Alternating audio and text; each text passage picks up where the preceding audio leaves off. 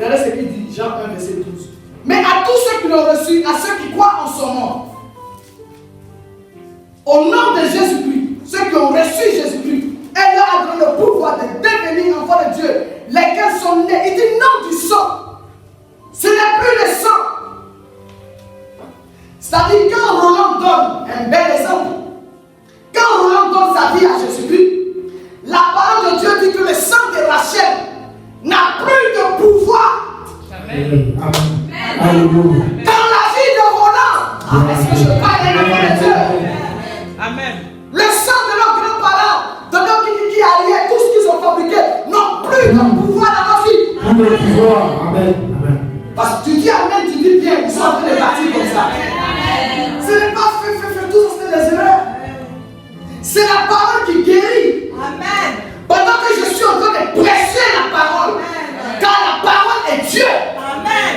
La parole est esprit. Amen. Le fait que je suis en train de prêcher la parole, les esprits sont en train de libérer. Amen. Ils sont obligés.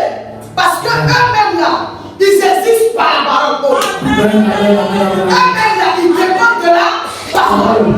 Quand au commencement était là, rien n'a été créé sans la parole. La parole était qui? Dieu. Amen. Oui, ils sont obligés de se soumettre. Amen. Parce qu'eux-mêmes ils dépendent de la parole. Amen. Amen. Quand Satan vient vers Jésus, si tu es fils de Dieu, transforme ses pieds en pain. Jésus ne répond pas quoi? Regardez Satan la parole. Il connaît la parole. Mais pour de lui, il en baisse. Amen.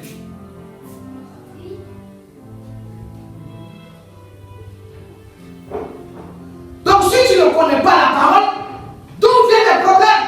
Amen. On ne peut pas rencontrer Jésus-Christ le Sauveur et puis subir. Il y a quelque chose qui ne va pas.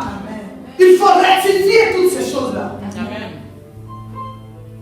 Mais tous ceux qui l'ont reçu, toi et moi, à ceux qui croient en son nom, qui ont mis nos pouvoirs, plutôt nos poumons, nos entrailles, nos vies en Jésus-Christ. Quand tu dors avec Jésus-Christ. Quand tu manges avec Jésus-Christ. Quand tu chantes avec Jésus-Christ. Quand tu te réveilles avec Jésus-Christ.